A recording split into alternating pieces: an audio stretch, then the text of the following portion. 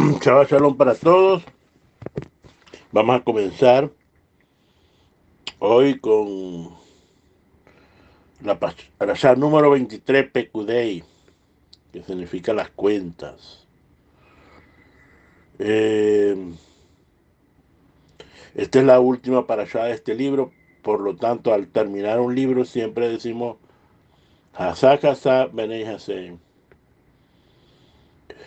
Siempre el esfuerzo en el estudio de la Torá, qué importante es, señores. Así que con el permiso del cielo, con el permiso de nuestro santo maestro Yeshua Mashiach, con el permiso de todos ustedes, vamos a comenzar con esta última parashá que es Pekudei.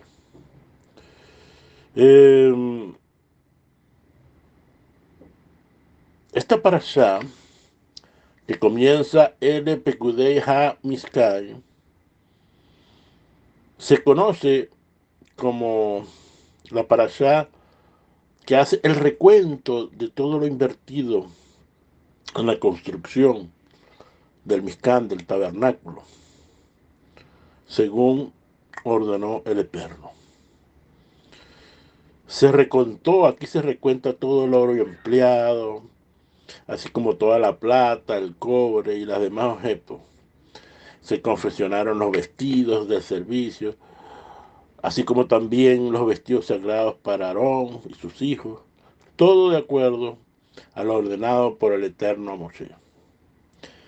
Definitivamente, señores, hay una intención de recontar el trabajo que se hizo. Y fue exactamente de acuerdo a la orden de Hashem. Y esto es muy importante. Miren, ya esto de la construcción del Mishkan, las vestiduras del Cohen Gadol, eh, todo esto ha sido enumerado en Vayaquel, Terumá y Texabé. Y con esta porción sería la cuarta vez que se nos habla del Mishkan y del sumo sacerdote. Definitivamente hay una intención de la Torá, ¿verdad? En esto, número uno. Y en otro de el reconteo, el volver a contar el trabajo que se hizo. Por supuesto, siempre teniendo en mente, de acuerdo a su intención. En todas estas parashot se repite la expresión Moshe hizo todo lo que el Eterno le había ordenado hacer. ¿Qué nos quiere decir esta expresión? Y Moshe hizo todo lo que había ordenado para hacer. Realmente nos quiere indicar la importancia, número uno, todo debe tener un orden. Y para dar cuenta de lo que se ha recibido, ¿para qué se hace esto? ¿Para qué se hace esto? Para que tú seas buena administración, buen administrador. Necesitamos ser buenos administradores de lo que nosotros tenemos. Y tercero, había que plasmar, ¿verdad? Era necesario que se plasmara lo que se había recibido, cuánto y en qué parte del Mishkan se utilizó. Eh, Estas cosas son muy importantes, muy importantes. Por lo tanto, la Torá nos dice con mucho cuidado el resumen de las medidas exactas de los materiales usados y todas las piezas de construcción. La pregunta es, ¿qué aprendemos de todo esto? Que debemos, que debemos siempre, señores, seguir las instrucciones de Hashem. Que todo lo que hagamos sea de acuerdo a las instrucciones de Hashem. Esto es la esencia de todas estas parashas. ¿Cuáles fueron los temas? Bueno, ya vimos los temas aquí de Pekudei, las cuentas de los materiales utilizados en Mizcán, se habla un poco de las ofrendas del pueblo, de la vestidura del Kohen Gadol, y se habla del manto, de las túnicas, del efod, etcétera, etcétera, etcétera, de la tiara, de la paga que decía Kadosh Hashem. Finalmente, la orden de la inauguración del Mizcán,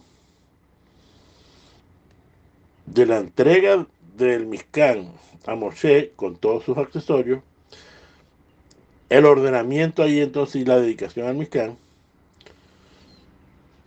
Finalmente, señores, Moshe cumple con la orden de Hashem de construir un templo con todos sus accesorios de acuerdo a cómo el Eterno le había dicho, le mostró, porque fue eh, esto fue, este Mizcán es una copia del que está arriba.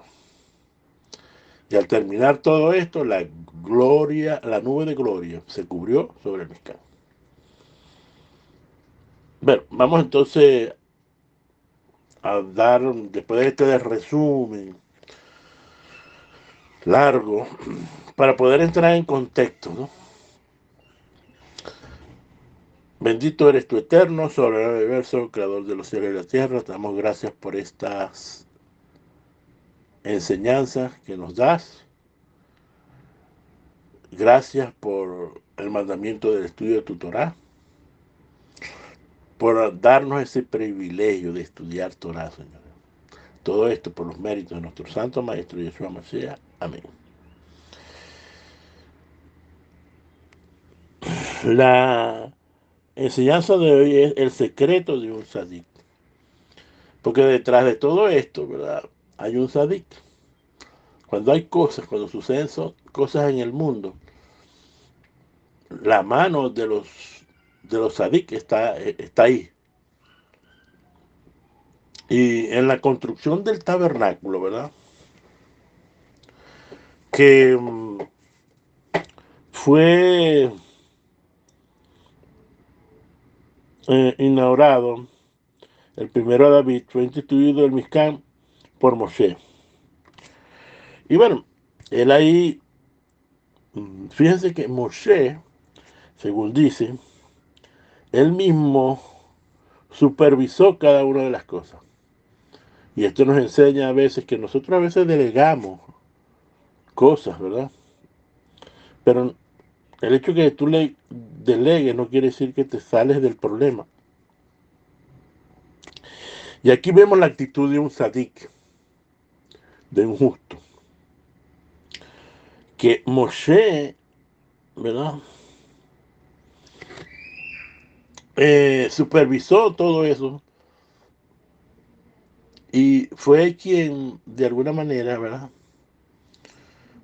Fue el arquitecto que buscó las personas adecuadas con sabiduría para hacer todo esto, Señor. Finalmente, todo esto termina cuando Moshe tomó el testimonio y la colocó en el arca. Y ahí entonces una nube de gloria cubrió el Mizcán, que era la misma gloria del Eterno, del Todopoderoso. Sabemos entonces que esta nube de gloria, cada vez que se elevaba, era una señal que indicaba al pueblo que debía continuar su marcha. Y por la noche se convertía en fuego y era visto por toda la casa de Israel. Ahora, fíjense de que aquellos que queramos de alguna manera, ¿verdad? Ver la gloria de Hashem en nuestras vidas. Tenemos que ser como un tzadik, señores. ¿Y cuál es el secreto de un hombre justo, de un tzadik? Aquí la parasha nos habla de un hombre, Moshe Rabbeinu, de que está escrito, y Moshe bajó de la montaña hacia el pueblo. Sabemos que Moshe estuvo 2 veces 40 días en los cielos o en la montaña, que de alguna manera estuvo con el Eterno. Y fíjense que él fue capaz de bajar su unión poderosa con Hashem, que había logrado el monte Sinaí, 40 días y 40 noches, y se dice que no comió y agua no bebió. Y inmediatamente fue capaz de alcanzar a lo simple, a la gente más normal, y escuchar sus preocupaciones, sus acciones, y se interesaba por el mínimo detalle de las cosas, como hizo con la construcción del Mishkan. La mínima acción, Moshe estaba pendiente de todo eso. Esto es importante lo que voy a decir, porque la mayoría de las personas no podemos comprender esto. Le parece que un sadik debe ser mayormente alguien que se retira de las actividades humanas, que no tiene sentimientos, que no tiene conexión con el mundo. Y si por alguna casualidad esta persona muestra actitudes humanas, que trabaja con la gente, que es un experto en los acontecimientos actuales, entonces es una señal de que no es un sadik. ¿Y por qué esto? Bueno, la mentalidad griega permeando nuestras, nuestros valores de la Torá, nuestra doctrina. La pregunta es, ¿qué es un sadí? ¿Qué es un justo? Mire, si vamos a la doctrina occidental, donde, donde está la esencia de la filosofía griega, vemos que un justo es una persona que,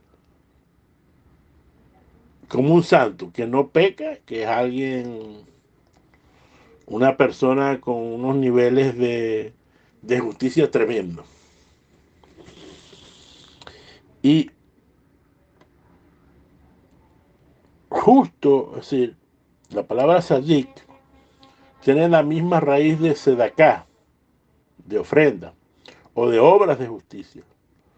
Por lo tanto, uno que es justo hace obras de justicia. Eso es un justo, alguien que hace obras de justicia, alguien que se mueve en el mundo de la justicia. En pocas palabras, que es injusto. Y definitivamente, señores, aquí hay algo que no cuadra. Porque precisamente un justo tiene que ser una persona que se adapte al mundo donde vive, al momento donde está. Y en este caso tenemos otro ejemplo muy grande, que vamos a ver muchos ejemplos en esta parasha de Yeshua. Yeshua dijo, dice en nuestros libros, que Yeshua tuvo compasión de las multitudes que tenían hambre. Y fíjense de que esto, que lo vemos como milagros, ¿verdad? Unos milagros, pero no vemos que no eran milagros normales. Esto no era de un justo normal y corriente, sino del hasadik, el justo. Y aquí el justo ya viene con el tema mesiánico. Es decir, que cada vez que Yeshua sanaba a alguien, a los leprosos, ¿verdad? Por ejemplo, lo hizo por compasión, sabiendo que estas personas sufrían. Incluso llegó hasta hacer milagros en Shabbat, en el cual en el mundo que él vivía era considerado, sanar en Shabbat era considerado eh, trabajar. Y definitivamente, señores, eh, vemos ahí que va más allá, muchísimo más allá de lo que podemos entender que es un sadik, que tiene que ser una persona sensible, muy sensible a las multitudes. Ahora, ¿qué es un sadik? Una esencia del sadik. Es que es capaz, ¿no?, de estar arriba, de estar en el mundo espiritual y al mismo tiempo abajo. Aunque esto la mayoría de nosotros no lo podemos comprender. Y aquí vuelve la filosofía griega. ¿Sabe quién no compagina lo físico con lo espiritual? La filosofía griega, porque dice que una cosa es la parte espiritual y otra cosa es la parte física. Que esto no va a la mano. Y esto los grandes filósofos como Aristóteles, Platón, Sócrates, lo tenían eh, como doctrina. ¿Por qué era esto? Bueno, porque estos hombres a veces tenían errores. Algunos de ellos eran homosexuales. Y cuando los estudiantes decían, pero ¿cómo es esto? ¿Usted es homosexual? ¿Que va contra la natura? Y entonces sus enseñanzas supuestamente son elevadas. Entonces yo decía, una cosa, al cuerpo hay que darle lo del cuerpo. Y al espíritu, las cosas del espíritu. Eso ha permeado nuestra vida, señores, nuestros pensamientos. Pensamos, ¿verdad?, que una persona rica no puede ser espiritual. Por supuesto, una persona rica que tenga mucho dinero, por supuesto, le cuesta ser espiritual. Pero eso no quiere decir que no pueda ser espiritual. Ahora, Moshe Rabbeinu, ya vemos, que pudo encontrar el equilibrio entre estar arriba y estar abajo. De hecho, Moshe Rabbeinu nos da una clave, que era el hombre más humilde de la tierra, de acuerdo a lo que dice las Escrituras. Por lo tanto, la humildad, señores, es muy importante en la conexión entre el equilibrio entre lo espiritual y lo físico. Yeshua también nos muestra esta naturaleza esencial del sadik, de su capacidad de estar arriba y abajo en el mismo tiempo. Cuando empezaba a hablar sobre el Hijo del Hombre, haciendo una referencia al Mashiach, que estaba aquí en la tierra, que estaba ahí presente con ellos, pero al mismo tiempo, ¿verdad?, hablaba del que está en el cielo, o estaba hablando de las cosas del cielo. Es decir, que un verdadero sadik, escuche bien esto que es importante, puede estar encima y debajo, de tal manera que él, que se crea muy elevado, aprende que aunque le falta, ¿verdad?, sabe que puede estar muy abajo, pero también aprende a estar en lo alto. Es decir, que hay como una especie de que se unen lo físico con lo espiritual. Nuestro cuerpo es de la misma manera. Esencialmente nuestro cuerpo tiene una parte, hay una parte física y hay una parte espiritual. Y la armonía de nosotros es que las dos se unan, señores.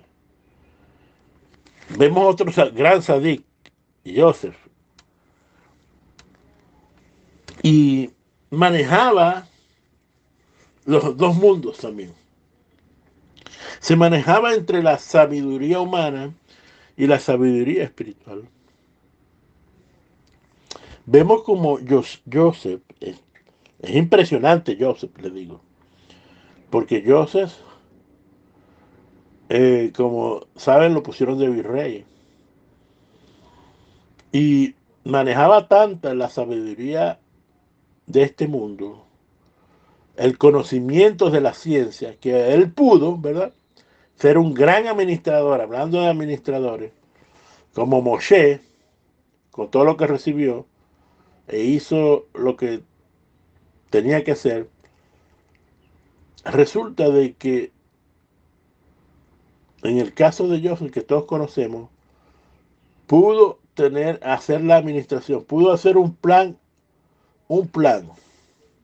de salvación para que Egipto no muriera de los 7 años de hambre, de los 7 años de escasez. Y ahí vemos, pues, volvemos a ver la combinación.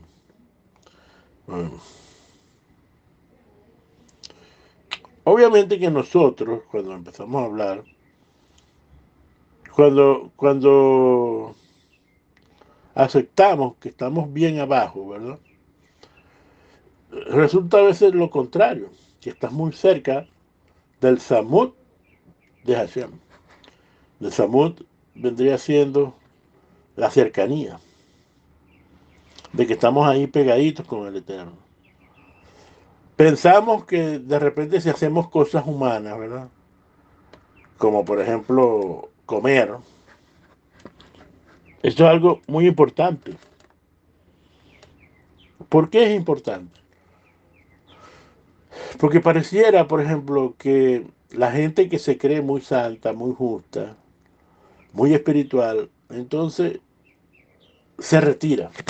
Se retira de las multitudes, se retira de los placeres, entre paréntesis, como dicen, mundanos, y todo esto. Y eso es, de alguna manera, irse a la otra acera. Es decir, desvirtúa, ¿verdad?, las acciones, señores. Desvirtúa el propósito de nosotros, que es unir lo físico con lo espiritual. Y esa es la lucha que tenemos que tener nosotros. La lucha entre buscar un equilibrio entre lo físico y lo espiritual. Usted no puede ser espiritual si no se maneja bien en el mundo de los sentidos, en este mundo, señores. Así que un verdadero sadik debe operar el don de la ciencia, del conocimiento de este mundo. Pero también él tiene que ser un experto en el mundo de arriba, de tal manera que pueda entonces, ¿verdad?, leer el alma de la persona y ver su condición interna a fin de poder ayudarle a elevarse más o a resolver un problema. Un auténtico sadik como Yeshua, ¿verdad?, lo podemos ver aquí, ha aprendido, ¿verdad?, el secreto de estar arriba y también abajo. Es esencialmente la principal esencia de este tan alto oficio, pues siempre se encuentra en ambos lugares al mismo tiempo. Por un lado, ¿verdad?, vuelan a los mundos superiores, con sueños, visiones, percepciones extraordinarias de lo que sucede en los lugares celestiales, pero al mismo tiempo tienen los pies en la tierra y es un experto en la verdadera condición humana que les rodea. Debido a esto, el tzadik es capaz de dar buenos consejos a la gente en numerosas situaciones en su vida. Ahora, no hay perfección, escuche bien lo que quiero decir, no hay perfección alguna si siempre se está vinculando únicamente a los mundos superiores, sin saber cómo descender a las personas e infundir en ellos la percepción de Hashem, pues en este caso se trata de un sadik para sí mismo y no para otros. Esta esencia, señores, de un sadik, ¿verdad? Emet, esta es la esencia de un sadik emet, poder unir el mundo físico con el mundo espiritual. Y eso es lo que tú y yo tenemos que hacer. En nuestra vida tenemos que tener un equilibrio, ¿verdad? Tenemos que tener un equilibrio entre lo físico y lo espiritual. No pensando que todas las cosas físicas son malas. No es así. Y que todo lo espiritual, ¿verdad? Y que tenemos que buscar todo lo espiritual. Entiendo que hay versículos, por ejemplo, que dice, buscar primero el reino de justicia. Ok, es obvio que la esencia es espiritual, pero no te puedes olvidar. No te puedes olvidar. Es decir, cuando tú ves una persona, entre paréntesis espiritual, pero tiene problemas con adaptarse en este mundo, necesariamente no está haciendo su papel de sadique aquí en la tierra. Tiene problemas, señores. Tiene, ya tendremos tiempo cuando venga el Mashiach y estemos en el reino mesiánico para deleitarnos solamente en el mundo espiritual.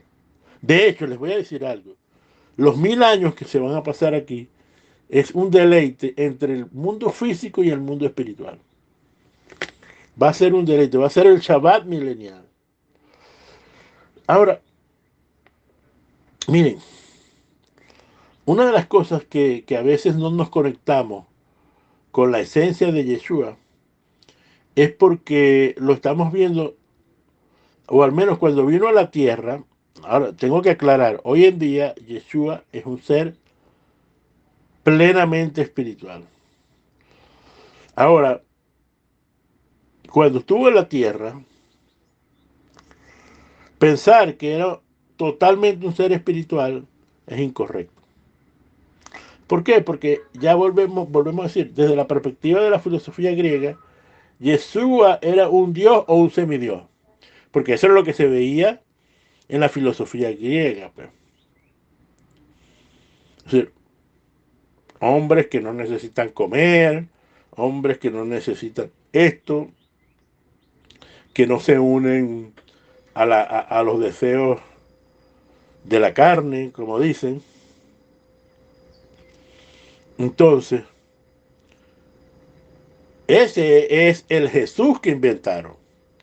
Y hago la recalcación pongo de el Jesús que crearon, que no tiene que ver nada con el Yeshua judío, señores. Usted tiene que entender esas cosas. Porque el Yeshua judío era un hombre. Porque de la perspectiva del judaísmo y de la Torá, el Mashiach es un humano, señores. Un humano que tiene la misión de unir el cielo con la tierra, de unir lo físico con lo espiritual, de que mientras esté en el cuerpo tiene que controlar su mente, su cuerpo, sus emociones, porque es un ser humano. Y déjeme decirle que Yeshua, cuando estuvo aquí, cuando padeció, cuando sintió lo mismo que tú puedes sentir cuando sientes rabia, cuando sientes dolor. ¿Usted cree que cuando estaba en el madero, no, por supuesto que tenía dolores? Ah, pero ¿qué es lo que pasa? Que la gente no dice, no, si era un semidios. Mire, yo he escuchado prédicas Es de decir de que Yeshua era tan espiritual, ¿no? que, que no se ensuciaba los pies porque no pisaba esta tierra. Sí, se veía que si había como un campo magnético que no permitía que él pisara la tierra. Hasta estas cosas, gnósticas por cierto, pero esto es para darle que era un ser espiritual 100% y que no tenía nada que ver con, con el pecado original. Por eso el, nos cuentan, por eso la invención de la concepción inmaculada de Jesús y María. Los alejaron del pecado del sexo, a los dos, en un solo plumazo.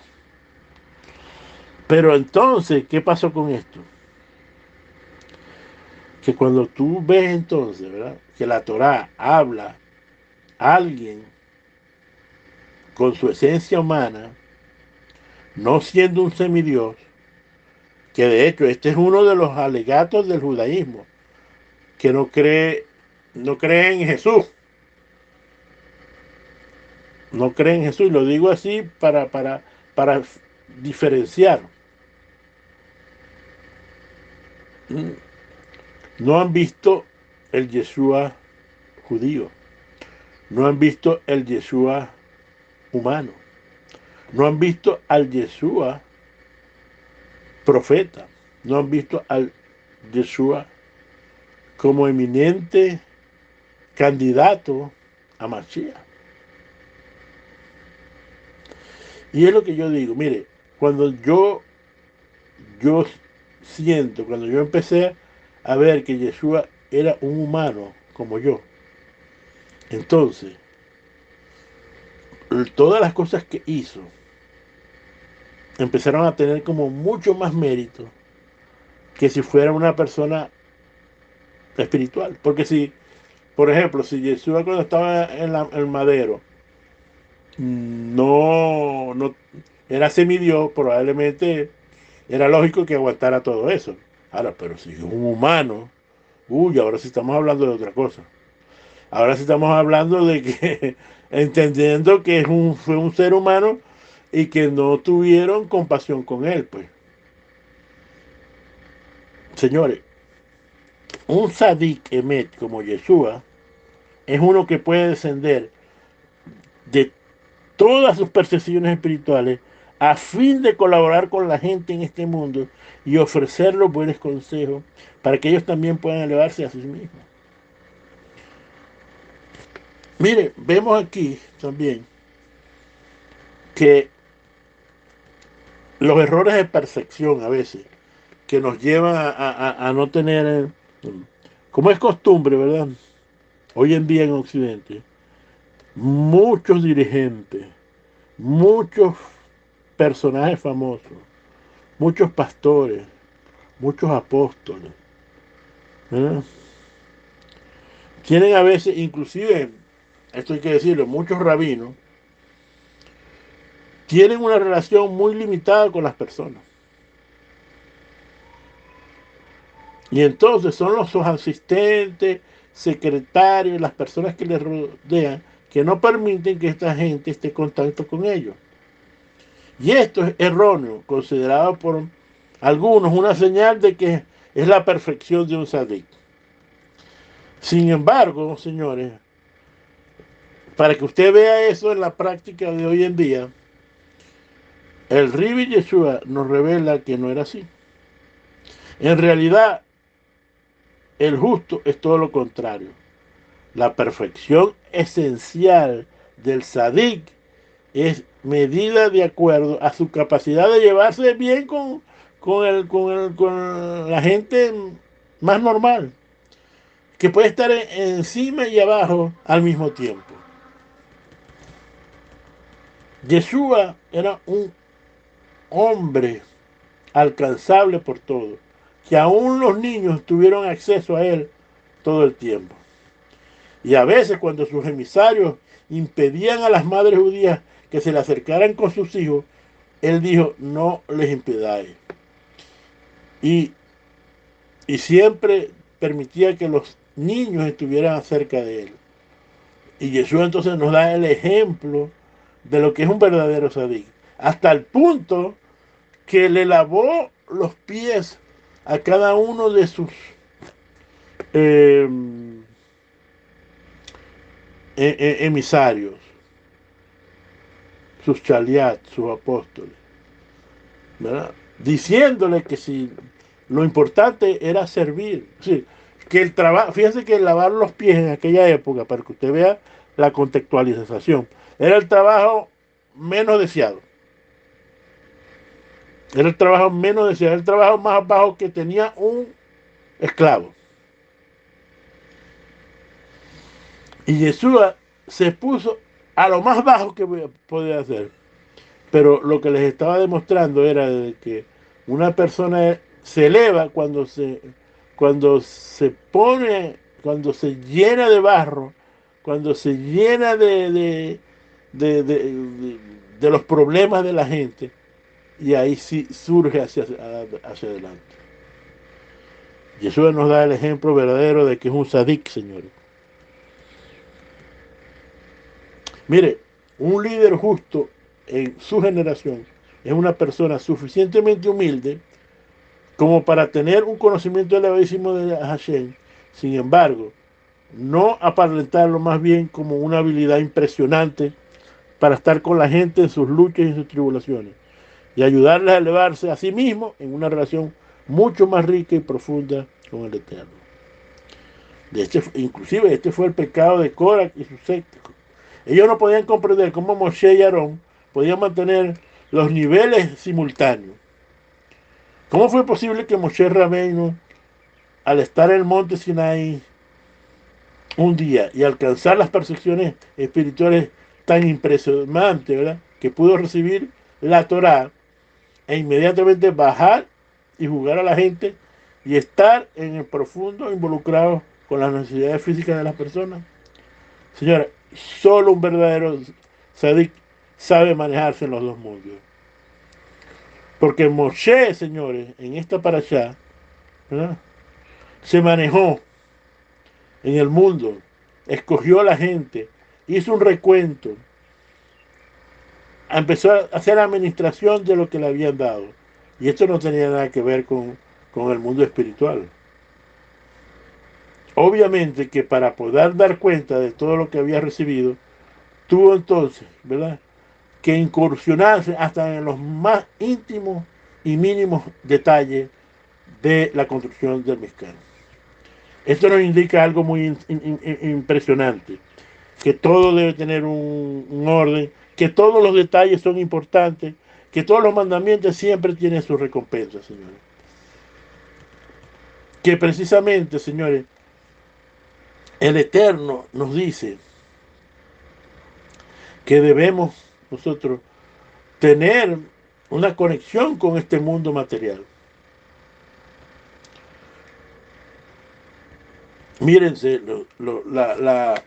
cuando las personas tienen este concepto claro, está para hacernos cuenta que el pueblo terminó con la construcción del Mizcán. Y dice los sabios de Israel que al concluir los trabajos, todos los obreros que intervinieron, ninguno falleció, ninguno se enfermó y ninguno tampoco se rompió ninguna herramienta. Una de las enseñanzas más importantes que debemos tomar es que por el cumplimiento de un mandamiento nunca se pierde nada, señores. Pensamos, ¿verdad?, que a veces no podemos cumplir. ¿Cuántas excusas ponemos para utilizar, para explicar que no hacemos tal mandamiento? ¿Verdad? La más frecuencia, ¿verdad?, de las excusas es de que no lo podemos hacer porque no podemos. Y no podemos porque no manejamos el mundo físico. Y entonces, queriendo ser espirituales, resulta que no llegamos ni a lo uno ni a lo otro. Es importante la obediencia, señores. En Romanos 2:3 dice, pero no son los oidores de la ley los justos ante Hashem, sino los hacedores a la ley serán justificados. Señores, a veces estudiamos, pero solamente nos quedamos en estudiar, en escuchar, pero tenemos que llevar eso al mundo de los sentidos. Todos los mandamientos tienen que ser accionados en este mundo. Si usted va a dar una sedacá, tiene que usar dinero. Por supuesto que hay otras maneras de hacer sedacá, pero estamos hablando específicamente que el dinero es algo tan mundano como el dinero. En Devarim 29 nos dicen, guarda pues las palabras de este pacto y ponlas en práctica, porque prosperaréis en todo lo que hagáis. Prosperaréis en todo lo que hagáis. Mire, en la medida que tú eres obediente y haces la Torah, ¿verdad? Que vamos a decir que la Torah es la parte espiritual, pero hacerla es llevarla a este mundo, señores. Y dice aquí en Josué 1:8, no, este libro de la ley no se apartará de tu boca, sino que me meditará de día y de noche para que cuides de hacer todo lo que está escrito, porque entonces harás prosperar tus caminos y tendrás éxito. ¿Dónde? ¿En el cielo? No, aquí en la tierra, señores. Aquí en la tierra. Por supuesto que va a haber una recompensa en el cielo, ¿no? Como dicen, aquí lo que te lleva son los intereses, pero el capital va al mundo venidero. Proverbios 3 dice, hijo mío, no te olvides de la Torá y en tu corazón guarda mis mandamientos, porque largura de día y años de vida y paz te añadirá. Volvemos a ver el concepto, señores. Tiene que haber una manifestación en este mundo. Tiene que haber una manifestación en este mundo. Cuando tú reconoces que la fuente de las bendiciones, ¿verdad?, vienen del cielo y ese reconocimiento de la fuente viene por el medio de la obediencia. Cuando tú haces los mandamientos, cuando tú los llevas, los practicas y los llevas a este mundo. Las bendiciones siempre van a estar basadas en la obediencia en las escrituras, señores. Por eso es que debes de obedecer los mandamientos del Dios de Israel, señores. ¿Para qué? Para que te vaya bien. Para que te vaya bien en este mundo. Por lo tanto, debemos andar en obediencia. Y tener en mente, ¿verdad? Así como Moshe hizo todo lo que el Eterno le había ordenado hacer, nosotros entonces entender esta acción de Moshe, ¿verdad? Que todo debe seguir una instrucción y una orden. Y todos necesitamos entonces ser obedientes a las instrucciones que están en la Torá. Y debemos ser obedientes a ellos. Todos tenemos que supervisarlo, señores. Todos los detalles importantes en este mundo son importantes para que tú puedas entonces conectar el mundo espiritual con el mundo físico. Todos estos mandamientos de la Torá siempre van a tener una recompensa, señores. Por eso, como dice, si puedes hoy y no lo dejes para mañana, que has de cumplir los mandamientos. Señores, los mandamientos son para cumplirlos hoy, no mañana ni ayer. Ahora es el momento de obedecer. Y si no obedeces hoy, no lo harás mañana, señores. Finalmente, señores, para terminar, el verdadero sadik, tu esencia, ¿verdad?, tiene que ser unir el cielo con la tierra, lo físico con lo espiritual, señores. No podemos permitir, ¿verdad?, creyéndonos espirituales y alejándonos del mundo físico. No, es una herramienta que tenemos que tener. La Torah es la herramienta que une lo físico con el mundo espiritual. El Mashiach une lo físico con lo espiritual. Recuérdense que en Génesis En el principio creó Dios los cielos y la tierra. Pero hubo una separación, señores, de los cielos y la tierra. Entonces, déjeme decirte que si no sabes, tu misión aquí en la tierra es unir los cielos con la tierra. Y eso no lo vas a hacer si no obedeces los mandamientos. Si no te involucras con la gente, si no te involucras con este mundo, el cual tiene que ser restaurado. La restauración de este mundo va a traer que el reino mesiánico, que el mundo venidero, ¿verdad?, se instale aquí en la tierra, que es lo que Hashem quiere, unir los cielos con la tierra en este mundo. Shabbat Shalom a todos, Shabbat Shalom a todos.